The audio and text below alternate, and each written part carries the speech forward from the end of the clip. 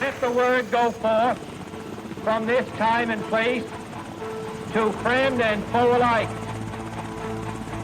This is preeminently the time to speak the truth, the whole truth, frankly and boldly.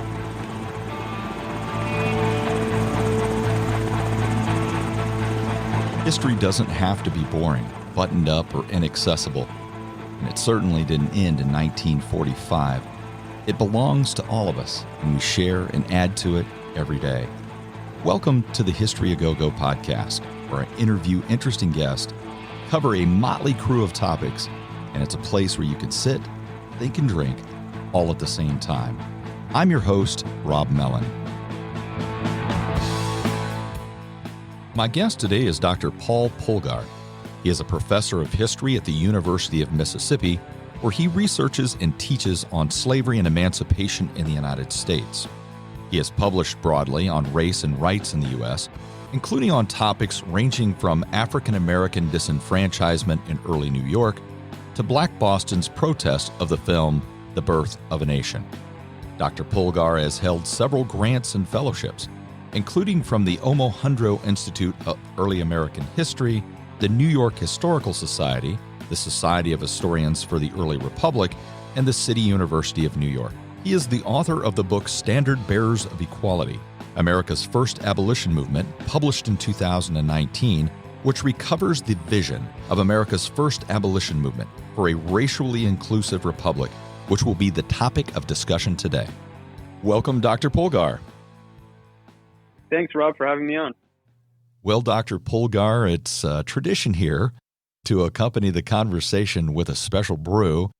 And today we have Goose Oktoberfest. It's from the Goose Island Beer Company. It's light-bodied German lager, clean and crisp, with a fine, noble hop character, mild, earthy bitterness that is the hallmark of their Hallertau hops, and that's what they use. It's what they're known for. It's perfect for a brisk fall day. Now, the best way for you to enjoy the podcast is to grab the featured brew and join the conversation.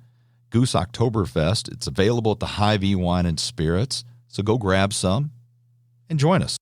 And remember to subscribe to the podcast and like our Facebook page. And for those that continue to support us, thank you. We really appreciate it. And cheers. You know, this is a very pertinent and appropriate topic for today.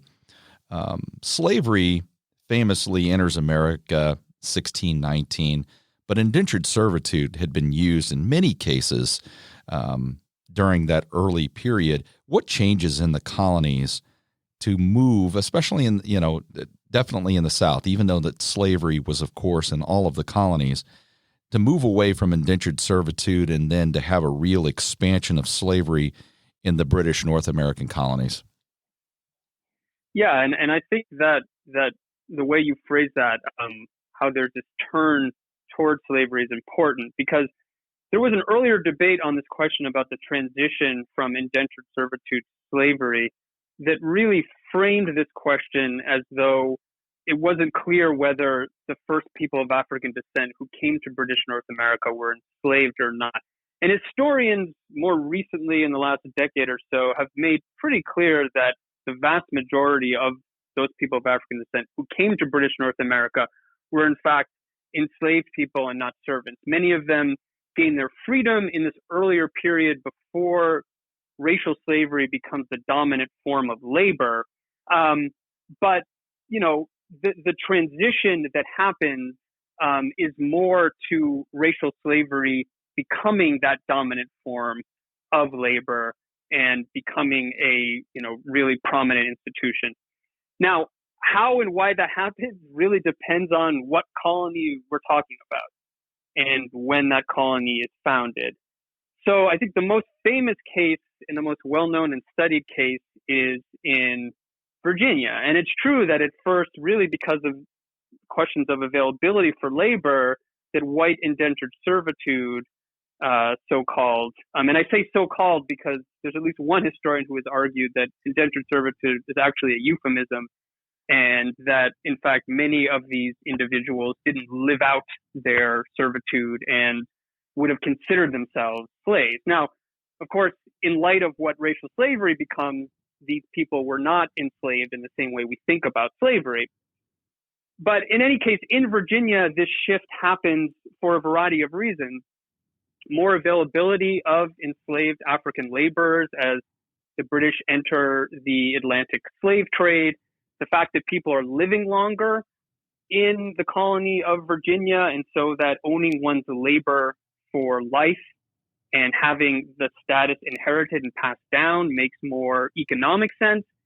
And then, as one historian argued very famously in a book called American Slavery, American Freedom, this embrace of racial slavery on the part of Virginians, because it would be a way to sort of heal class tensions that were growing between whites. Because as indentured servants were gaining their freedom, they were promised a certain amount of land and resources, but at the same time, those large landowners were consolidating their power and their land, and indentured servants were being pushed westward. They were coming into hostile encounters with native peoples. And very famously in 1676, Nathaniel Bacon leads a rebellion of a lot of servants and others against these elites in Jamestown, Virginia, and against native tribes. Basically burns down Jamestown. Exactly. And so this really alarms, right, the powers that be in Virginia to say, okay, well, we need to try to sort of soothe these class tensions. So there's a variety of social and economic reasons. That's in Virginia. Now, I'll just say briefly that, in a colony like South Carolina, there's a much earlier, clear sort of turn to racial slavery. And even in early colonies like Massachusetts, there's an embrace of the legality of enslaving African peoples very early on in that colony's development. So there's this clear understanding among white American colonists, that racial slavery is a viable institution. They understand that the Spanish, the Portuguese, the Dutch are all enslaving African peoples, and that racial slavery is already in existence really throughout the Atlantic world by the time these British North American colonies take hold. So the shift towards racial slavery becoming dominant is something that has to happen. But racial slavery as an institution is already well established throughout the broader Americas before it comes to dominate in British North America specifically. So if we talk about the anti-slavery sentiment, I don't pick any up. I'm not as studied on it as you are, but I don't pick any up until the 1760s maybe. It just appears to be extremely limited. Am I wrong in that assessment? No, I think extremely limited is a good description. Look, anti-slavery as a movement doesn't exist until the 1760s or really 1770s. Now, before that period, before the American Revolutionary period, enslaved Africans themselves are running away. In certain instances, they're actively revolting against their enslavement. They're negotiating the terms of their enslavement. So that's always a constant. And you also have white American colonists, groups like individual Quakers most famously, who are striking out against the institution ideologically, rhetorically, through their actions. You have really well-known figures now, like this really eccentric character, Benjamin Lay, who use a variety of tactics to try to force fellow Quakers to confront the moral conundrum that was human enslavement.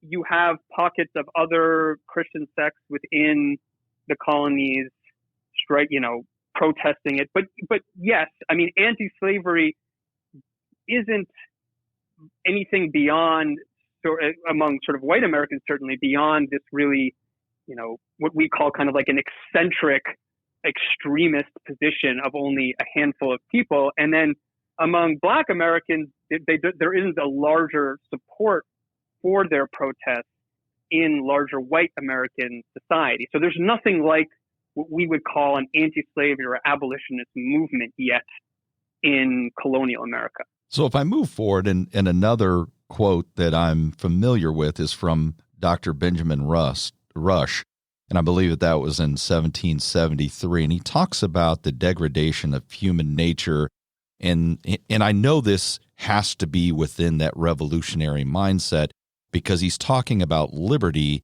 and he's saying that it's so fragile that he doesn't think it can truly exist side by side with slavery. That kind of rhetoric is really emblematic of this period that, as you're saying, really emerged like it's first in the 1760s within the broader conflict that a growing number of American colonists have with the British imperial government.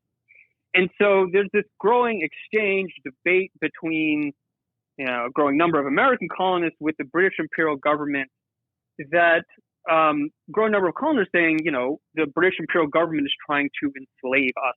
And they're talking about political enslavement, but they're using those terms and they're emphasizing the importance of liberty, of individual rights. They use rhetoric like the natural rights of individuals to liberty.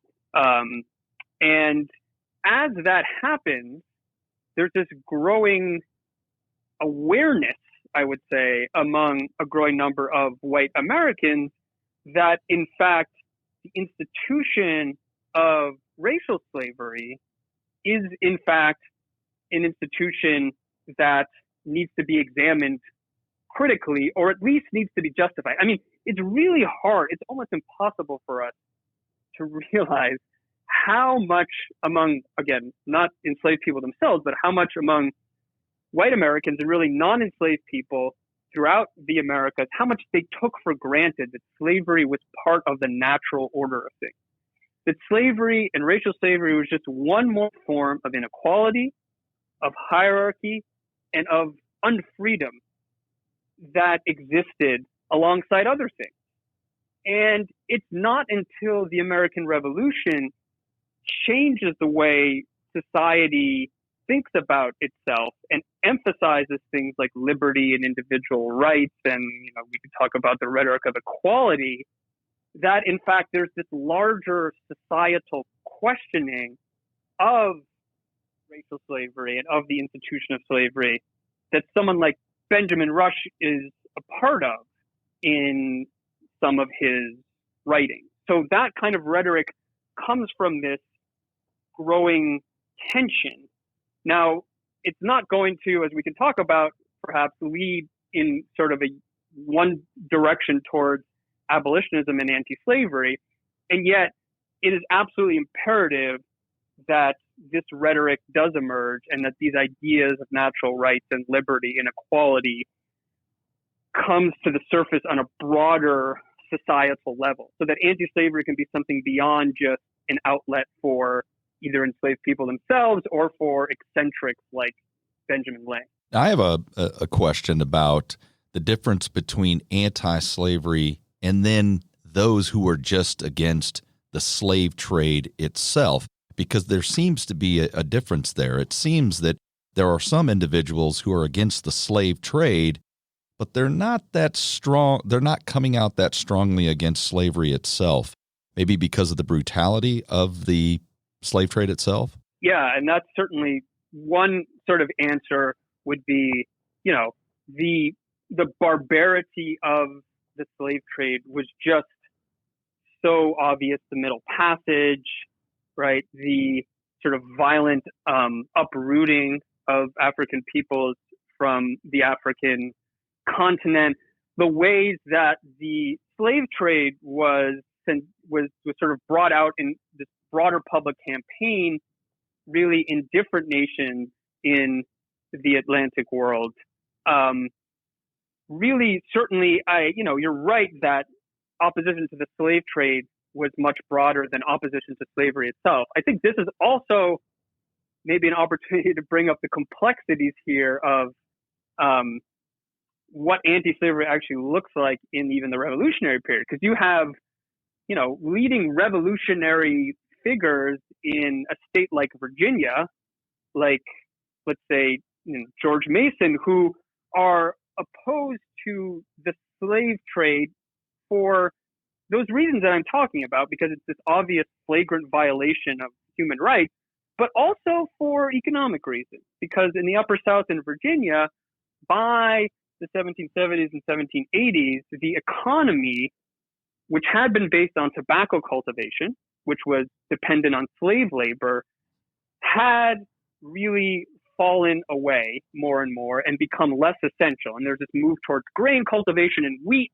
which for a variety of reasons was not dependent on slave labor. And so there's an economic incentive to, if you're a political figure in Virginia, to want to not import as many enslaved Africans into Virginia or into the rest of the United States.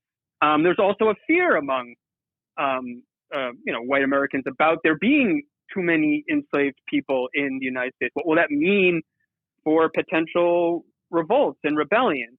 And so those issues aren't necessarily directly related to the goal of ending slavery itself. And certainly among Virginia founders, before there is a revolution, one of the main sticking points they have, or certainly one of the sticking points they have with the British imperial government, is that Virginia and some other states as well attempt to curtail the slave trade. And the British imperial government doesn't let that happen, because the British imperial government obviously has economic incentives to want to continue the slave trade, since Britain was so heavily involved in the international slave trade.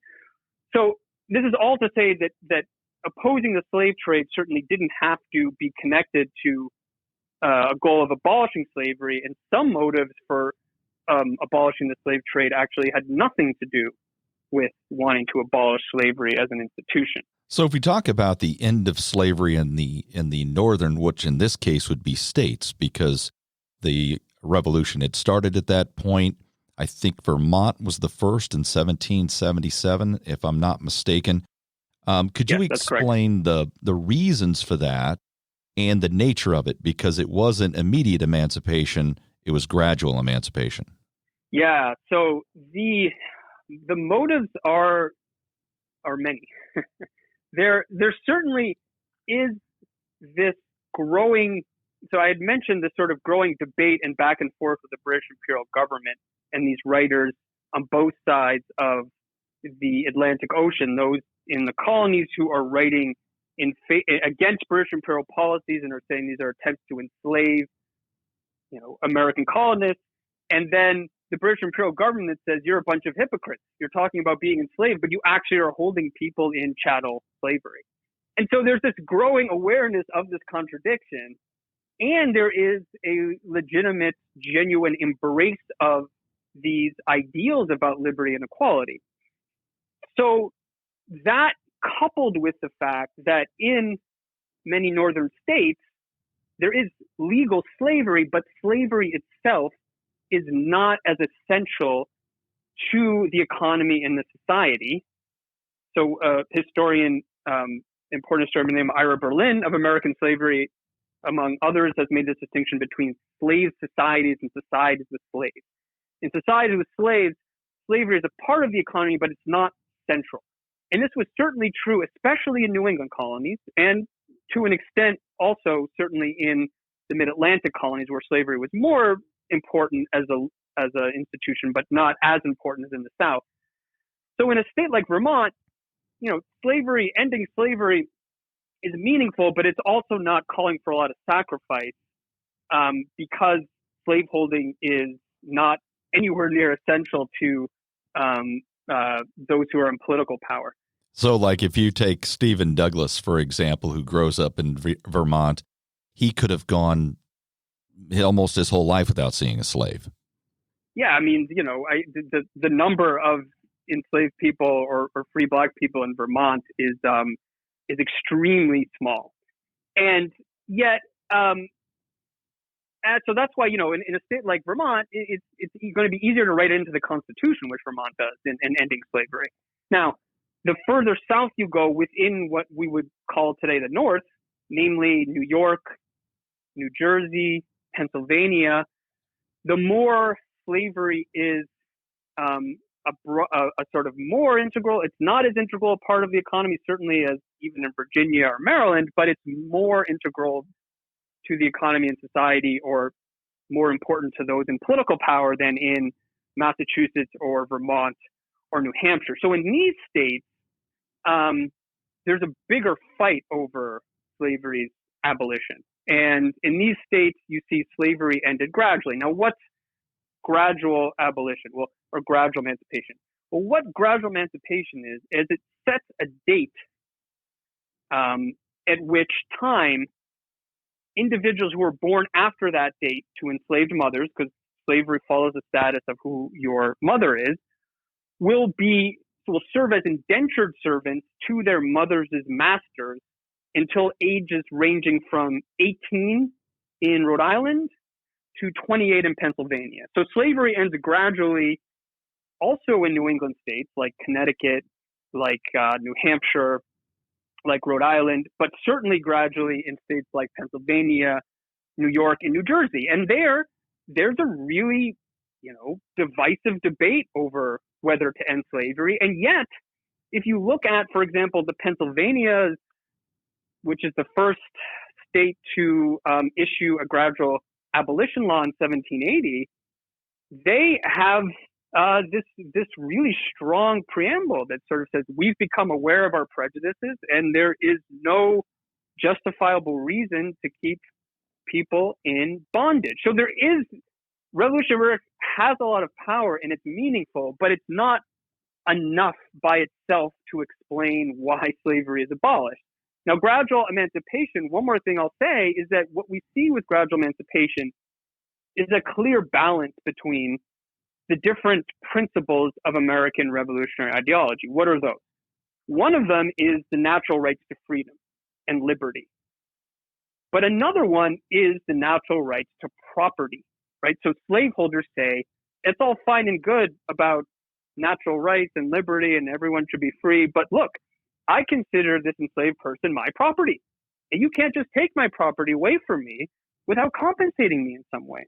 So gradual emancipation laws at their core acknowledge the principle of property rights in individuals, but at the same time do end that indefinitely, right? So the first generation will remain enslaved. So if you're a parent, if you're an enslaved person who's born the day before the emancipation statutes passed, you technically can't gain freedom from that law.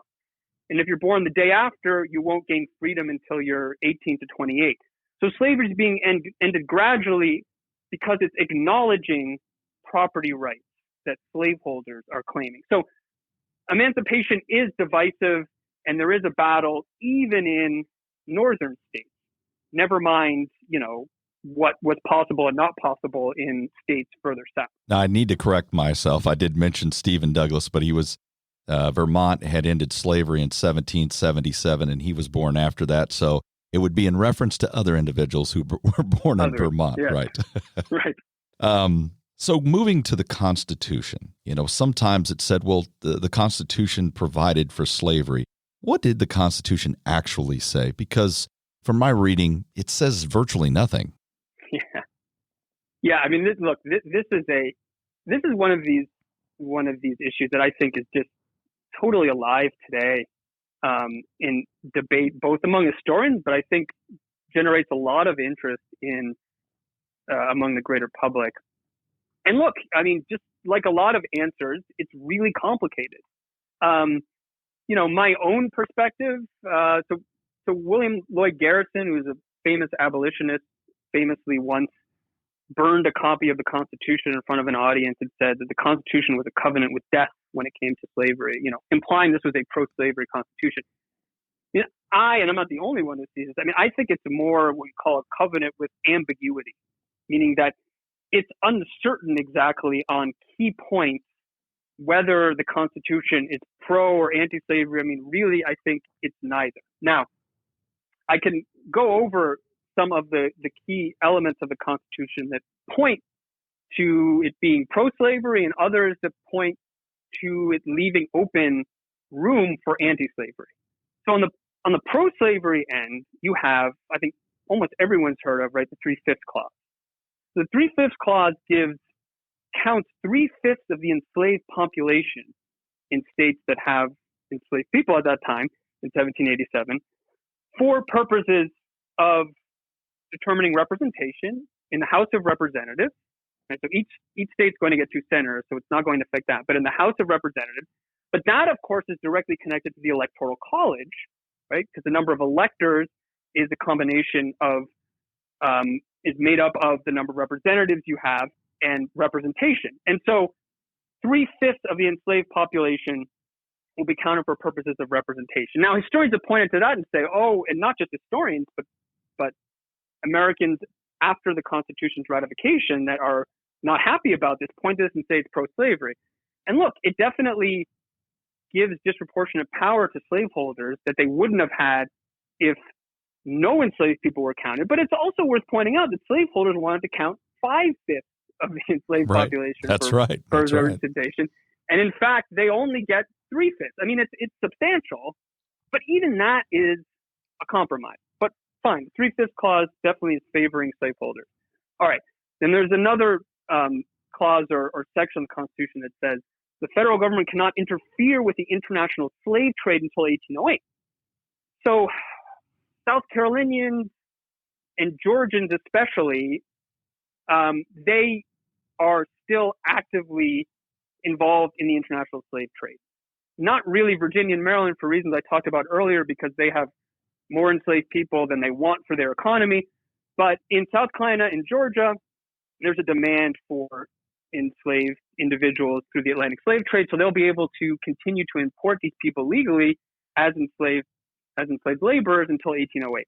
And then another element, which I think is pretty well known, is the Fugitive Slave Clause, which uses language that seems to give sanction to the ability of masters or slaveholders in states where their enslaved people have run away to other states where slavery is no longer legal or won't be legal, like in northern states. It really sanctions their right to have these people returned to them. So those are the 3 most well-known. There are some more minor ones, or I should say more indirect ones, like this domestic insurrection clause, which would seem to, force the federal government to, or sanction the federal government to put down slave revolts, depending on how you interpreted it. But those are really the 3 big sections that seem to be pro-slavery. However, there were other things that slaveholders didn't get. So, for example, and I think you've already sort of hinted at this, the Constitution itself makes no reference to the word slave or slavery. So they use words like persons held to service or persons held to labor or service, right? They're using persons. And what's important there is that slavery or slaves are not in the Constitution.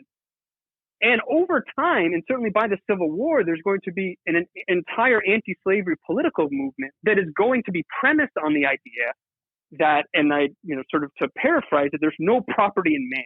That in fact, the national or federal government doesn't recognize slaveholding property rights. That yes, the states can sanction slavery, but the national government doesn't recognize it. And that can be used later on to justify stopping the spread of slavery, ending slavery in Washington, D.C., on federal forts and these other areas, okay? So the fact that the words aren't in there, it's not just that, the founders were, uncomfortable with the words. Maybe that's part of it, but it's also really the idea that anti-slavery advocates will use later on, that there's no such thing as property in man. Another one, we can bring up George Mason again, as a Virginian. He's someone who's opposed to the slave trade, but he in part walks away from the Constitutional Convention because he says there's no explicit protection of property rights in slaves. Because there's nowhere in the Constitution that absolutely says there's property, that the federal government recognizes property rights in slaves. So again, the fact that that's open-ended enough down the road is going to lead to channels of, or opportunities for anti-slavery politics to develop. One more thing is that 1808 clause, which could be seen as allowing slave states to increase their enslaved populations through the international slave trade, also say that after January 1, 1808, the federal government can prohibit the international slave trade. So in a sense, it's a delayed use or a delayed assertion of federal power over the international slave trade. So all this is to say that then in these ratifying conventions, right, where the Constitution actually is debated and has to be sanctioned by the greater populace through either voting for it or against it, James Wilson of Pennsylvania can say, oh, the Constitution allows for slavery's eventual end. Whereas Charles Pinckney in South Carolina's ratifying convention can say, look, we slaveholders got a pretty good deal here. And so it's ambiguous. I think that there are multiple meanings. Nonetheless, it is true that slaveholders definitely did walk away with some really important advantages built into the Constitution that they will then draw on in the years, 70 years leading up to the Civil War. But the Constitution itself was not enough for them to accomplish that. They did that through politics, which is a whole other conversation. So, yeah, it's very complex. It's very complicated. And again, the word I would use to characterize slavery in the Constitution is ambiguity. So 1780s and 90s, and that's right there in that constitutional period there when the Constitution was written and ratified, there's a turning point. There's more manumission laws. Is that tied to the political creed of the revolution or any of the economic changes in the 1780s and 90s? Yeah, I mean, so those manumissions are really happening in what we would call the Upper South in states like Virginia and Maryland. Now, what's going on there? There are different influences. One of them I've already mentioned, and that's that in the years really even before the revolution, but certainly escalating after the revolution, the Upper South is moving away from that plantation-based slave labor tobacco economy. And as they do that, it becomes less economically viable to have, or at least slaveholders can be more open to the potential of coming to manumission agreements with their enslaved people. Now, I should also use this opportunity to point out the difference in language here, and you used it correctly. So manumission is the voluntary freeing of an enslaved person by a slaveholder, whereas emancipation is state-sanctioned in ending slavery and ending that, holding property and people. So in Virginia and Maryland, thousands of individual enslaved people are becoming free through striking agreements with their masters that, sort of stipulate under what conditions they'll gain freedom. And this really is leading to real growth in the free black population in the Upper South. Now, the Upper South is doing this for economic reasons. They're also doing it, some individuals are using revolutionary rhetoric and are justifying their actions based on the ideals of liberty and equality. But there's, the economic incentive or the economic conditions are important. That being said, there are limits here. And that's because, emancipation, so state-sanctioned abolition of slavery, never really, it's proposed in states like Maryland and Virginia, but it never really is seriously entertained politically. And, there are a lot of reasons for that. Part of it is that there are too many people in political power who are too invested in the institution of slavery. And there may be less incentive for them to grow slavery. But, if you have all of this property and money tied up in people, voluntarily giving that up is going to be hard to accomplish politically in a state or states where slaveholders have so much political power. The other reason, we haven't really touched on this yet, as a broader sort of issue in society in this period, and that is white prejudice. So whites in the Upper South, many of them, almost all of them, the vast majority, can't imagine a biracial society. Even at the same time as they're freeing all these individuals, they can't imagine ending slavery and freeing hundreds of thousands of enslaved black people and having them incorporated or brought into civil society as free persons. And so this problem of black freedom, if you will, and the question of what happens once we end slavery, that becomes another inhibitor to the potential for broad-scale emancipation or broad-scale abolition in the upper southern states. And I will add, too, that the lower southern states, namely like South Carolina and Georgia, aren't even entertaining any kind of broad-scale abolition or manumission because they are totally tied to the institution from the very founding of the nation. Well, and manumission was so restrictive as well, if I'm correct. So if you take someone like George Washington, and we don't have to get into it real specifically, but even if he wanted to free all of his slaves, he couldn't really do that, not only because some of them belonged to Martha, but there's other reasons too. I don't think there could be a wholesale freeing of a large number of slaves without permission from the state, or that before that, the House of Burgess. Is that correct? Yeah, so it depends on what period you're talking about. So, there really is a moment it kind of coincides. It's the same period where you have these northern states adopting emancipation statutes. You have the Virginia legislature and the Maryland legislature in the same period too, adopting these liberalizing manumission requirements. So you're right that there had been these restrictions. But those restrictions are loosened in a lot of ways in Virginia beginning in 1782 and going all the way through about the early 1800s, when there really is a lot more sort of leeway for individual masters or slaveholders to manumit their enslaved laborers. But increasingly in the early 19th century in the Upper South, there was a pushback against this. And that's because more and more whites in the Upper South are, through racial prejudices, fearing what's going to happen with a growing free black population. And so in a state like Virginia, by 1804, they pass a law that says you must leave the state within a given period if you are freed. If you are an enslaved person, you're freed, you're supposed to leave the state.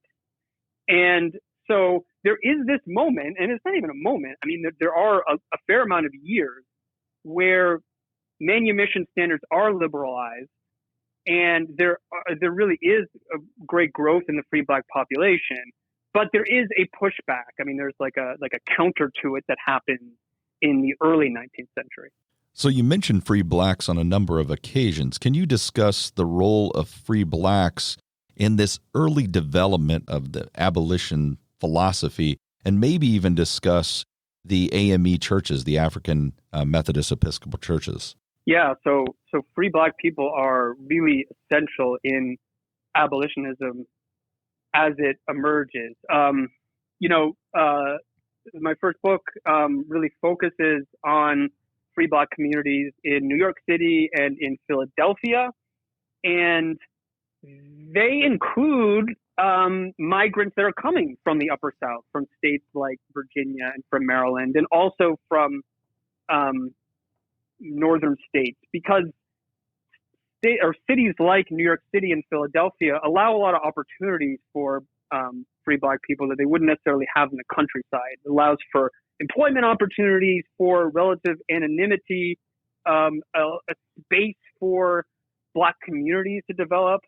And churches, as you're saying, are really essential to this. So the African Methodist Episcopal Church, which is really founded and started by Richard Allen, who is freed from slavery in Delaware and then moves to Philadelphia and eventually breaks from the Methodist Church and establishes an independent black church, is really important, although the African Methodist Episcopal Church is only one among many of independent black churches that sort of sprout out in the post-revolutionary period. So, speaking here of sort of mid-1780s and then into the early Republic period, so through the early 19th century.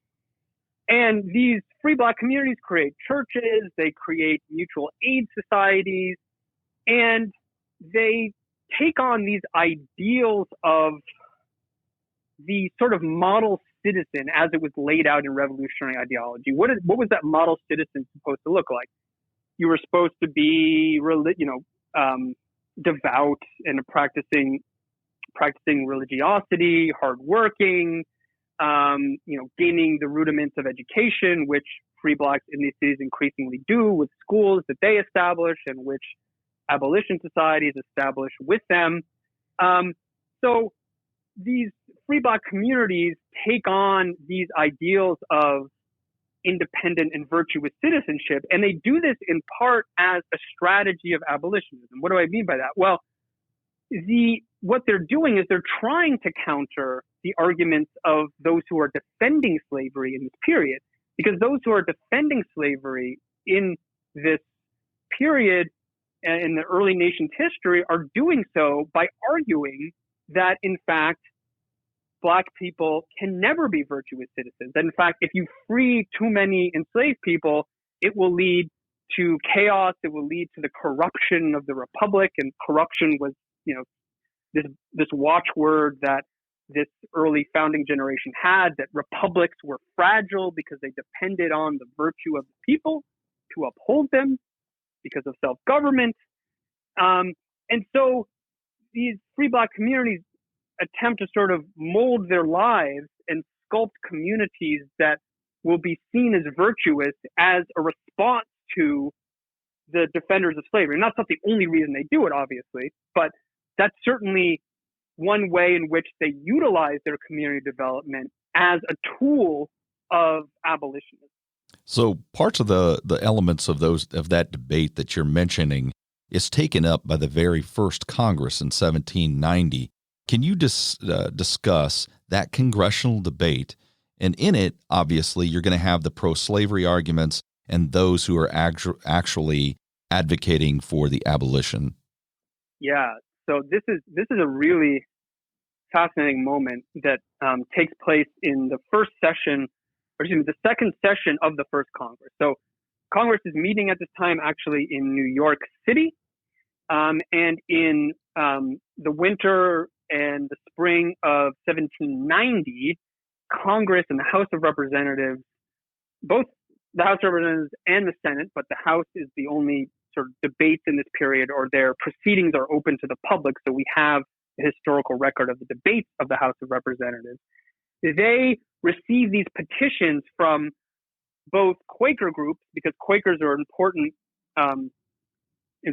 figures in anti-slavery, both before the Revolution and after the Revolution. So Quaker groups and this group called the Pennsylvania Abolition Society, which was an abolition society which included both Quakers, but also secular figures and Revolutionary era individuals, like you mentioned Benjamin Rush earlier, Benjamin Franklin, who was more of a figurehead, but nonetheless served as the president of the Pennsylvania Abolition Society in 1790. So petitions from Quakers and also from the Pennsylvania Abolition Society come before Congress. And that petition from the Pennsylvania Abolition Society is absolutely remarkable, because it's basically arguing the ideals of independence and the formula of we the people, according to the Pennsylvania Abolition Society, should apply to everyone, whether they're white or Black. And so it's basically calling for Black freedom and an underlying equality between white and Black. I mean, it's a broad statement, but that's really at the core of what they're calling for. And so they called for Congress to step, they say, to sort of the very, very verge of their powers, both for regulating the slave trade, but they also encourage Congress to take on emancipatory measures. And so these petitions are met, especially from lower Southerners. We would call them today deep Southerners, but that term wasn't around then.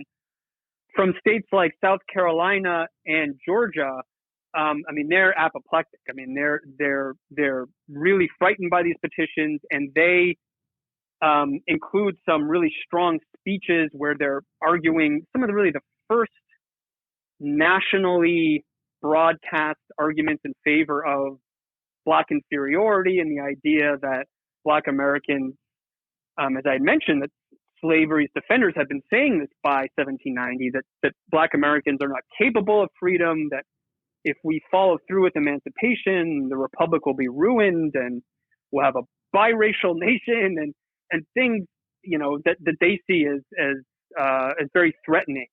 But you also have those who defend at least the ideals of the petitioners. And what this debate does, I mean, in the short term, Congress comes up with a report that says, look, Congress can't interfere with slavery in the states, which wasn't really a radical statement. They say Congress can regulate the foreign slave trade, which will happen, and Congress can end the international slave trade after 1808. So the debate is less important for its immediate sort of congressional results in policy, but it really is emblematic of this larger debate between those who oppose slavery and the claims that abolitionists like the Pennsylvania Abolition Society and their Black allies are making about fundamental human equality in the ideal of Black citizenship on the one hand, and those who are defending slavery and their claims that Black people are not eligible or shouldn't be for freedom and should never be citizens, and that the Republic should not include them. And I mean, the way I think that's really the first iteration of a debate that's going to echo throughout the first 70 years of the nation's history, all the way through. You mentioned Stephen Douglas before. I mean, look at the Douglas-Lincoln debate in the 1850s, and that same idea of like, do the Declaration's ideals apply to Black people? I mean, that's a central part of those Lincoln-Douglas debates.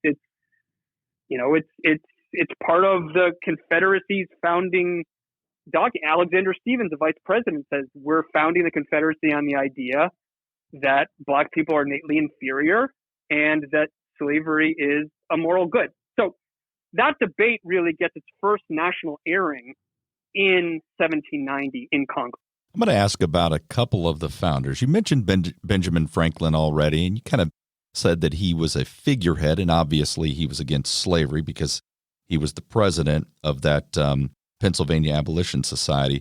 But how about Alexander Hamilton? I know New York had a manumission society.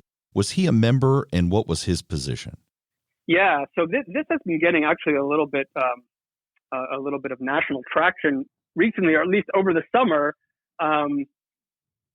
when the musical Hamilton was released on digitally, and Hamilton was a member of the New York Manumission Society. He did serve on some committees, so he was more active in the New York Manumission Society than Benjamin Franklin was in the Pennsylvania Abolition Society. But at the same time, I think the way to think about the way Hamilton viewed abolition or anti-slavery is that it was pretty low on his list of important matters facing the nation.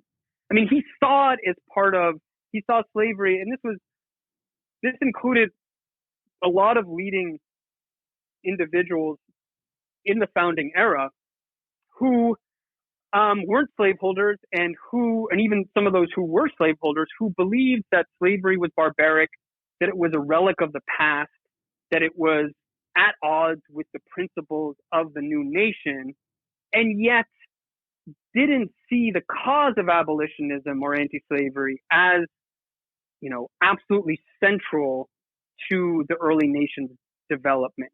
So, I mean, the way to think about it is, for Hamilton, it was, again, low on his priority list, and he definitely didn't want slavery or the question or the divisiveness of slavery to get in the way of creating a nation. So even though he supported the New York Manumission Society, he was a member of it, he also did not really encourage this broader debate or this issue of slavery to become a broader national debate, because he realized that it was very divisive. And I think it's very clear from the Congressional debate in 1790 that we just talked about, that slavery was going to divide Americans. And Hamilton is a Federalist. Hamilton makes his whole, the Federalist series, one of his key arguments for why the federal government is needed is to avoid the states from potentially going to war with each other and battling each other. And slavery as a national issue could, he thinks, and others founders think this too, would lead to potentially very much divisiveness and divide Americans. And so he's a member of the New York Manumission Society. He supports anti-slavery, but only to a point. Now, I always had this image Obviously, I wasn't in the room at the time to reference the musical, but if only we could be in the room. Right, where it happened, right? So I think of Washington during the Revolution, and he's got the staff, Lafayette, Hamilton, Lawrence, others, and during those discussions, I know Lafayette is a proponent of ending slavery. How much impact do they have on Washington during those discussions? I know you weren't there either, but it seems as if Washington's getting kind of, molded in a certain way by these really brilliant individuals.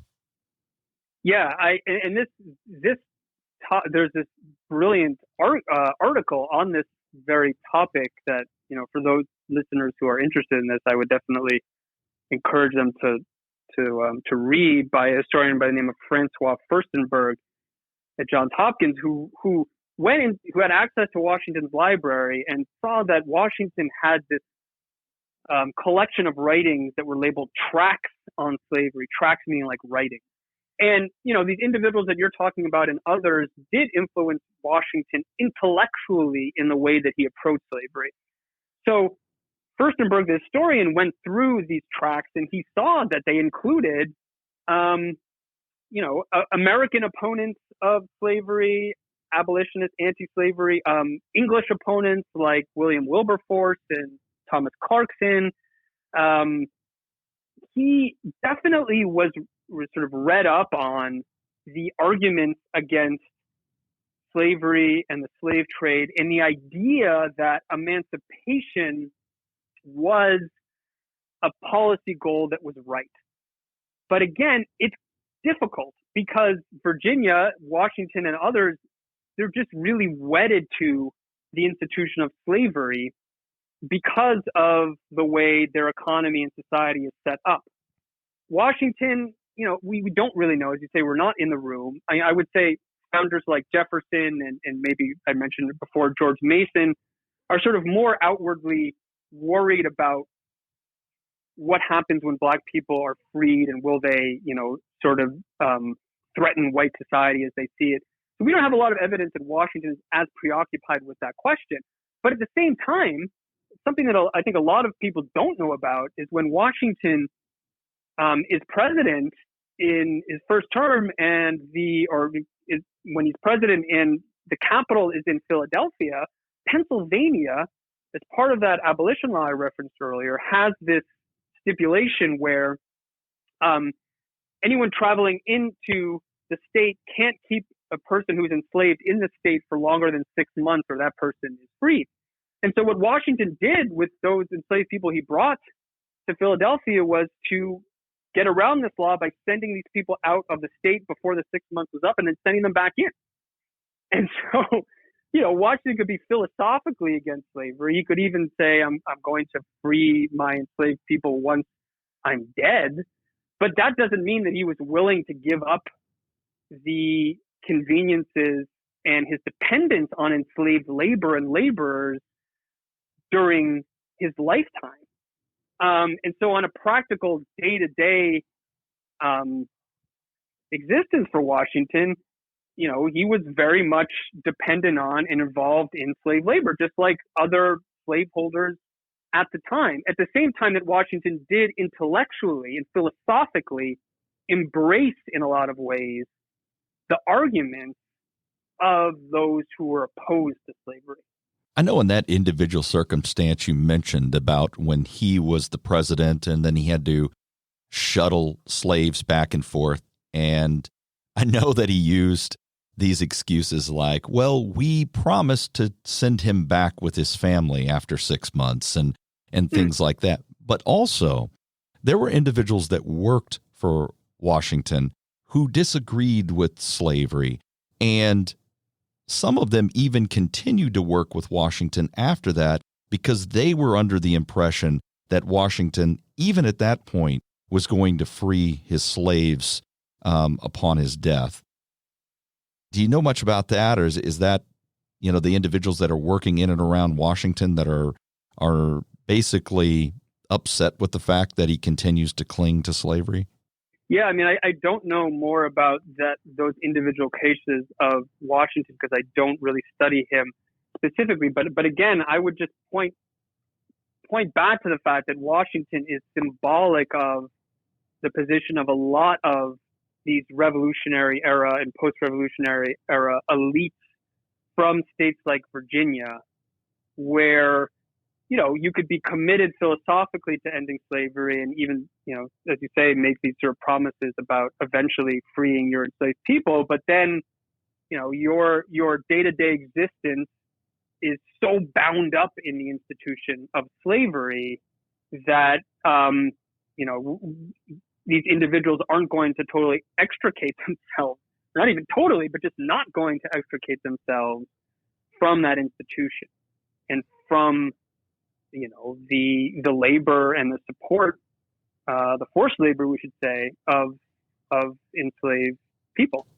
So the last question I have for you today, and we've talked a lot about some of the turning points, the 1760s, and then again in the 1780s and 90s. That's the infancy of the abolition movement. Is it brought out again later, much later, in the Second Great Awakening, and then when it really explodes? Are all of these arguments useful to those abolitionists later?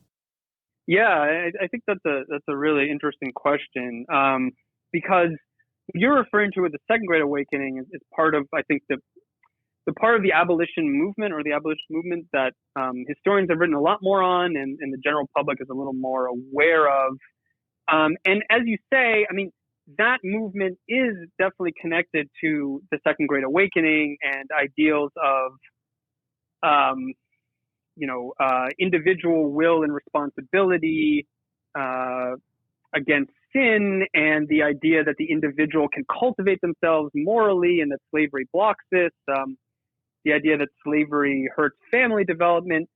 So there are arguments and many others that come out of the Second Great Awakening that influence abolitionism in the antebellum and Civil War period that are much less resonant and present in the earlier period. Yet, you know, going back to that first congressional debate, you definitely see the broad outlines of the abolitionist argument completely present in this first movement of abolitionist groups like the Pennsylvania Abolition Society and New York Manumission Society and their Black allies. Those were, at their core, the idea that the nation needed to move beyond its prejudices and embrace the idea of Black freedom and incorporate free Black people into the Republic as members of the body politic or as citizens. And that argument, you know, really runs through American history when it comes to slavery and abolitionism, from the founding of William Lloyd Garrison's famous paper, The Liberator, from the speeches of Frederick Douglass and other abolitionists through the Reconstruction period, the 13th, the 14th, and 15th Amendments, ending slavery, giving civil rights to Black Americans with the 14th Amendment, giving civic or voting rights to Black Americans with the 15th Amendment, in filling out what freedom would look like. The ideals of what freedom should look like and the ideals that Black Americans should be included in the basic principles and promises of American independence, namely natural rights and basic or fundamental equality, really did carry over and were absolutely essential for the history of abolitionism and anti-slavery in this country's story. Thank you very much, Dr. Polgar. Thanks so much for having me, Rob. It was fun. I'd like to thank my guest today, Dr. Paul Polgar, for his expert research and analysis of the first abolition groups in American history. Our featured brew was Goose Oktoberfest from the Goose Island Beer Company. And as mentioned earlier, the best way to enjoy the podcast is with the featured beer. This episode's selection is available at the Hy-Vee Wine and Spirits in Quincy. Just tell them you heard it on the podcast. History A Go-Go is made possible because of listeners like you. Remember to subscribe to the podcast and leave a review. Like our Facebook page and leave a comment. We're available on YouTube now as well, so check out our YouTube channel. there's a subject or an author you would like to hear from, just let me know. There are many more guests coming soon, so subscribing is the way you get the episodes immediately when they're available.